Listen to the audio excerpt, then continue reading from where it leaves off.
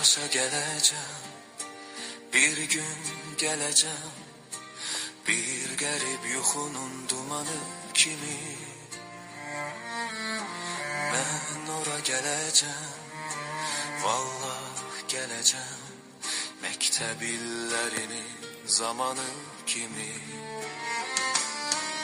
Sinif yoldaşları yığışın gelsin, 50 yıl ayrılık yok imiş kimi. Oturak bir yerde, danışak güler, 17 yaşında şagirdler kimi. Ağdaş'a geleceğim yağmurlu günde, üzümde, közümde, kirpiğimde ne. Öleceğim sedige sessiz semirsiz, sessiz semirsiz, ve çıkıp gideceğim.